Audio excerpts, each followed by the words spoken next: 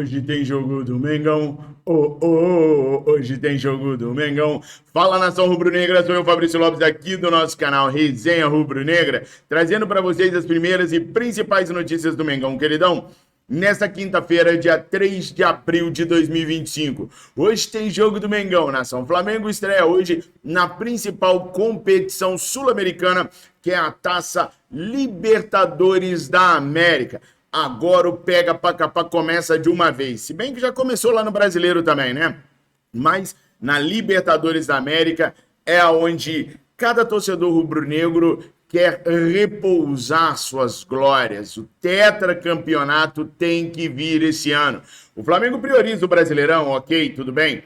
Mas a Libertadores tem que vir de lambuja também. E o grupo do Flamengo é um grupo mamão com açúcar para a gente poder conseguir a classificação. Inclusive, a classificação em primeiro lugar geral da competição, que nos daria direito a decidirmos todos os jogos até a semifinal em casa, com o Maracanã lotado, botando terror no coração dos nossos adversários. E nós vamos falar muito sobre Libertadores da América nesse vídeo aqui. Vamos falar de mais demissões que aconteceram no Mengão, queridão. Mas, antes de mais nada, eu quero pedir para você deixar o seu like. O seu like é fundamental para o YouTube nos compartilhar, nos divulgar para fora da bolha. Mas a sua inscrição, essa é a mais importante de todas. Você não paga absolutamente nada para se inscrever no meu canal. Muito pelo contrário.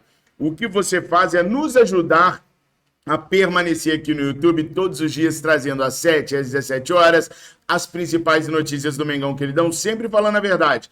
Doa quem doer. E aí eu peço para você que já é inscrito, já é um fiel assíduo do nosso canal, para trazer todos os dias 2 novos amigos, 2 novas amigas para cá, para a gente continuar crescendo, para a gente recuperar aqueles 600 mil inscritos que a gente tinha. Juntos a gente consegue. Agora, se você me ajuda aí, eu te ajudo daqui também. O Flamengo está vivendo uma fase onde a gente está procurando jogadores, onde a gente está estudando os clubes que o Flamengo vai enfrentar na Libertadores, no Mundial de Clubes, e onde procurar todos esses dados, onde conseguir dados reais e importantes sobre os adversários do Flamengo, sobre os atletas que o Flamengo sonda, sobre possíveis novos reforços para o Flamengo. Ah, vocês já sabem de cor e salteado, né? É na Flash Score. O aplicativo da Flash Score tem uma gama gigantesca de dados, de estatísticas e de informações sobre todas as curiosidades que vocês tiverem sobre o futebol de forma em geral. E não é só do futebol, não. Outras modalidades também estão inclusas aqui no aplicativo. Para isso, pessoal, basta você desinstalar o aplicativo que você já tem aí e baixar o Flash Score, mas só vale se você baixar o Flash Score aqui, ó. Esse que está aqui na descrição do vídeo e no comentário fixado. Serve tanto para iOS quanto para Android e é 100% de graça. Gosta de fazer uma fezinha? Com os dados do Flash Score, você vai estar muito mais seguro para poder realizar suas ações. Então dá essa moral para a gente. Baixa o Flash Score no link que está aqui na descrição e no comentário fixado. Passe a ter uma gama de informações e também a ajudar o nosso canal a continuar com esse excelente patrocínio.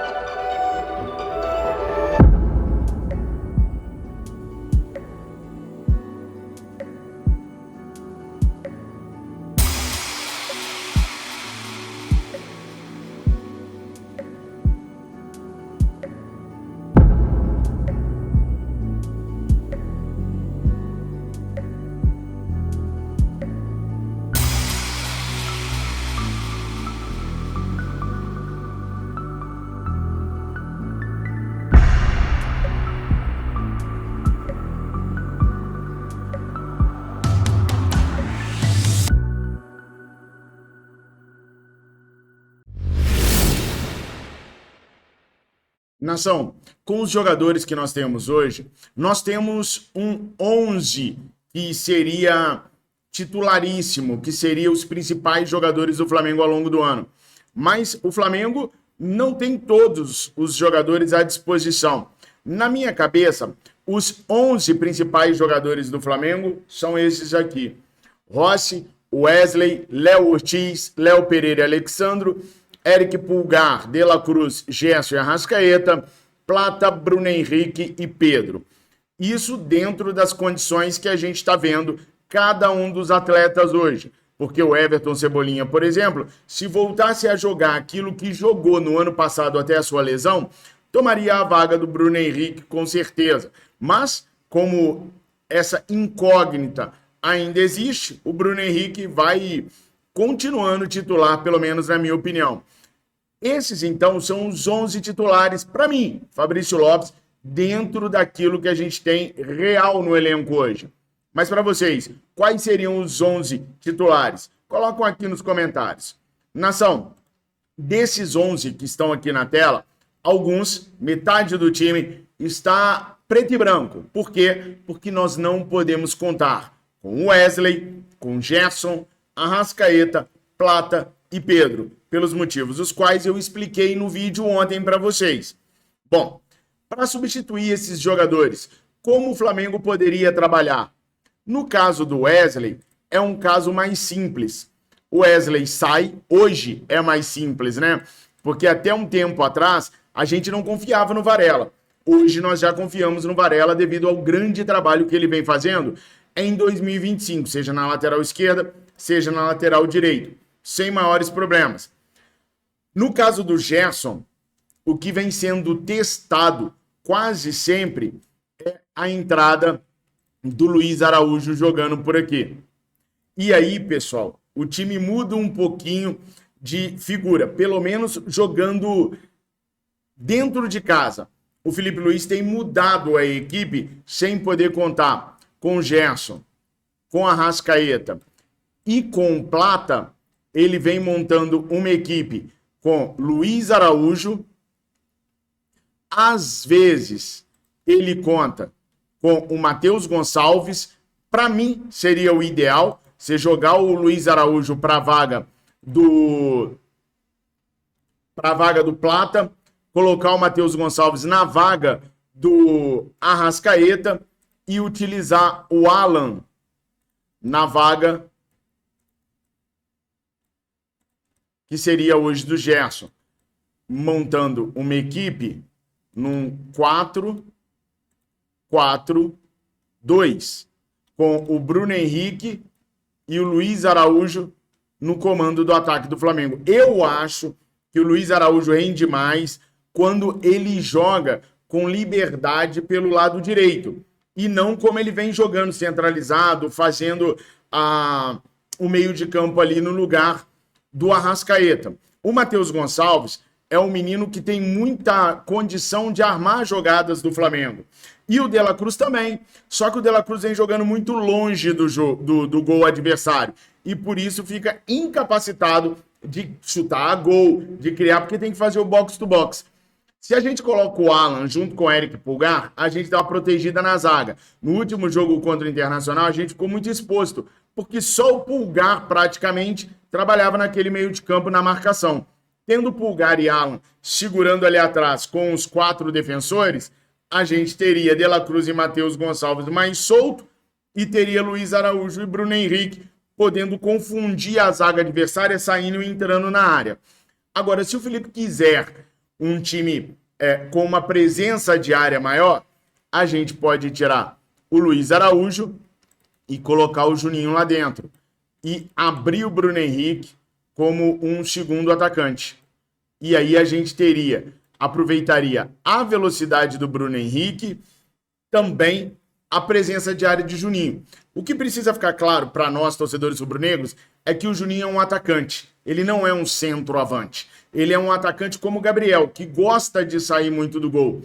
Mas ele não é de marcar muitos gols. Então não adianta a gente exigir dele que ele, a cada oportunidade, ele encaçape porque nunca foi assim na carreira dele. Ele vai ser aquele cara que vai ajudar, que vai driblar, que vai cruzar, que vai fazer um passe, que vai tentar fazer um cruzamento, que vai incomodar a defesa adversária, mas ele não é um centroavante matador, ele não é o cara que vai entrar e vai fazer o gol quando a oportunidade aparecer. É claro, ele vai fazer um golzinho aqui, outro acolá, mas ele não é o matador. Também tem a possibilidade, por exemplo, da gente não jogar com o Juninho, não jogar com o Matheus Gonçalves e jogar com o Bruno Henrique enfiado, o Luiz Araújo mais pelo meio de campo e o Michael aberto lá na esquerda, na vaga do Bruno Henrique. Hoje eu não vejo no Michael bola para ele ser titular do Flamengo em nenhuma ocasião. Eu vejo o Michael muito abaixo do que ele pode render e não acho que está na vez dele ser titular. Eu até tentaria, se condições para isso tivesse, o Cebola para jogar junto ali com o Bruno Henrique.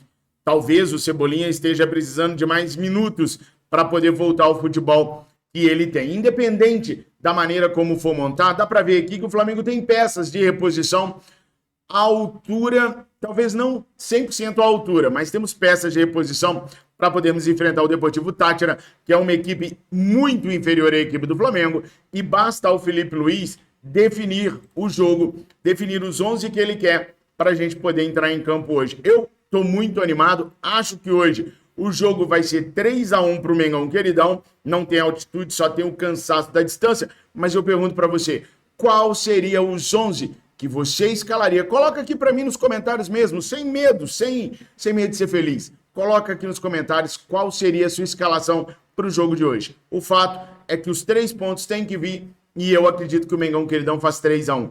Você acredita num placar favorável ao Flamengo? Qual seria o seu palpite? Coloca aqui nos comentários.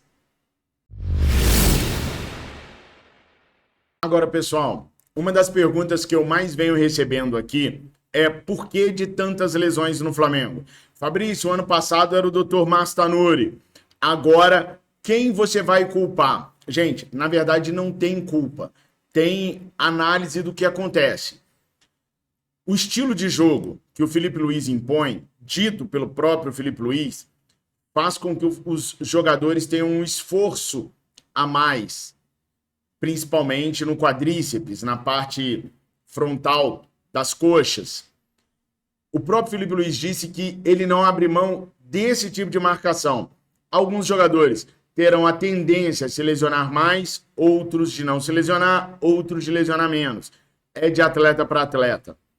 Mas o Flamengo ainda sofre com alguns fatores do ano passado, com algumas atitudes tomadas pelo Tanuri no ano passado. Lesões mal curadas, jogadores que foram colocados para jogar sem ter condições de jogar. O Rodrigo Caio pode ter finalizado a carreira dele mais cedo do que esperava, justamente por causa do Dr. Tanuri ter colocado ele lá atrás, acho que em 2022, né? Para poder jogar 4 jogos de Brasileirão lesionado. Trocou talvez a carreira do atleta por um título brasileiro. Isso já aconteceu várias vezes. Tivemos o caso, por exemplo, do Matias Vinha, que lesionou, era para ter saído e mantiveram um cara em campo. Então, houve erros no passado que o Flamengo ainda está lidando no presente.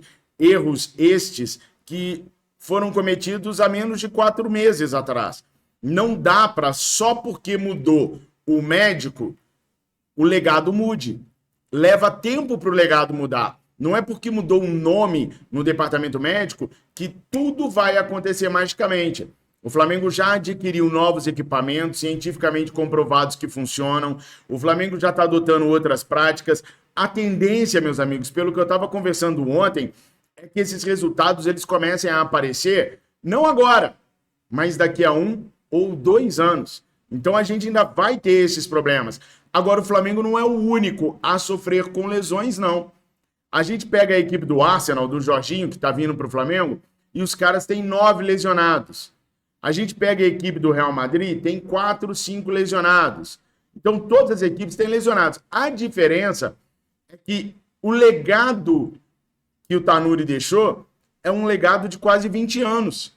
Então, no início da temporada, o Flamengo já vem carregando esse ônus de ter esses atletas lesionados. É por isso que o Boto, quando chegou, vislumbrou trabalhar com um grupo de 25 atletas, hoje já pensa em trabalhar com um grupo de 36, 37 atletas, porque são muitos jogos e são muitas lesões pelo caminho. Eles ainda vão ter que lidar com o legado do Dr. Tanuri por muito tempo. E aí entram nomes para compor no meio de campo, para compor o ataque, para compor a ponta. Olha só, o Plata hoje é o nosso melhor ponta. Indiscutivelmente, hoje o Plata é o nosso melhor ponta. Michael serve para substituir o Plata? Por enquanto não está servindo. Tem baixa altitude, né? Mas faz gol para caramba o baixinho, né? Então o Boto quer jogadores mais parrudos, mais fortes, mais velozes, mais capazes de entregar mais, jogando pela ponta. Então ele quer um ponta com características diferentes de Cebolinha, de Luiz Araújo e de Michael. Nós precisamos de um substituto para o Arrascaeta. Foi tentado o Júlio Enciso, que não quis voltar. Mas há outros nomes na pauta do Flamengo, com Zé Boto e Felipe Luiz, que estão sendo tentados nesse exato momento, enquanto a gente conversa aqui. Há um jogador para fazer o box-to-box, o Jorginho, que deve vir. A dúvida hoje é se o Jorginho vem para o Super Mundial, se o Jorginho vem para a segunda parte da temporada. Essa é a dúvida, porque o Jorginho precisa se acertar lá com a equipe do Arsenal. Há possibilidade do Paquetá. Ontem eu falei para vocês que o Paquetá ficou um pouco mais distante, mas ainda há possibilidade. Seria para jogar, por exemplo, na vaga do De La Cruz, na vaga do próprio Arrascaeta, para fazer um box-to-box de vez em quando. Então, o Flamengo está pensando em soluções. Mas a questão das lesões, respondendo para vocês, o legado do Tanuri é de quase 20 anos. De aprendizado do próprio Tanuri, que passou 20 anos no Flamengo e foi reprovado em 6 provas para poder se tornar um cirurgião esportivo. Reprovado. Quando você é reprovado 6 vezes, é porque você não tem jeito para coisa. Nem ortopedista o Tanuri é, para vocês terem uma ideia, tá? Então, esse legado de 20 anos vai levar um tempo ainda para a gente poder tirar. Mas tudo está sendo feito para que isso aconteça e, em breve, se Deus quiser, a gente não vai ter tantos preto e brancos assim no nosso time. A escalação vai estar completa, se Deus quiser. Respondendo, então, aos problemas que a gente tem no departamento médico. Bom, pessoal, e o Flamengo cumpriu com aquilo que eu falei para vocês que cumpriria, comunicando ontem à noite a saída do técnico Kleber dos Santos, do Sub-20. Algumas pessoas vieram me indagar, pô, Fabrício, mas o cara ganhou a Libertadores. Gente, o Kleber dos Santos, ele ficou sem ser treinador de 2014, quando o Flamengo demitiu, até o ano passado, 2024, quando o Flamengo o recontratou. Ele foi recontratado pelo laço de amizade que ele tem com o Marcos Braz. Os números do Kleber dos Santos no Flamengo são ridículos. É verdade, ele ganhou a Libertadores, sim, mérito, mas os números dele são ridículos. O Flamengo não pode ter na sua folha de pagamento um treinador com números ridículos e que passou de 2014 a 2024, 10 longos anos, sem ser treinador de equipe nenhuma. Nenhuma equipe no Brasil confiou nele para ele ser treinador. Então, se a gente quer profissionalismo, a gente implanta profissionalismo dessa maneira. Doa quem doer. Cortando na carne naquilo que está errado. Por isso ele foi demitido. E agora o Nuno, que foi trazido lá de Portugal, vai assumir o Sub-20. O detalhe, pessoal, é que o Sub-20 vai trabalhar do jeito que o Felipe Luiz quer que trabalhe, para na hora que a gente precisar pincelar jogadores, a gente consiga tirar e encaixar o jogador. Não tem que explicar o que ele vai fazer, porque o que ele fazia no Sub-20 é exatamente o que ele vai fazer na equipe principal. E vale lembrar que o Flamengo quer 10 novos atletas, dentre contratações que virão de fora e moleques que serão aproveitados do Sub-20. Então o Sub-20 precisa andar como um reloginho juntinho com a equipe profissional. Nação, essas eram as primeiras e principais notícias desta quinta-feira. Eu volto às 17 horas com mais informações do Mengão Queridão, que estreia hoje na Libertadores. São Paulo venceu o Tajeres fora de casa. Botafogo perdeu para o Universidade de Chile fora de casa. Começou, gente. Hoje o Palmeiras estreia também. Começou. Tá chegando a hora. Hoje tem jogo do Mengão. Tamo junto, obrigado por tudo. Se inscreva, compartilhe, recomende os seus amigos a curtirem o Mengão Queridão aqui conosco. Fiquem com Deus, tenham uma excelente quinta-feira.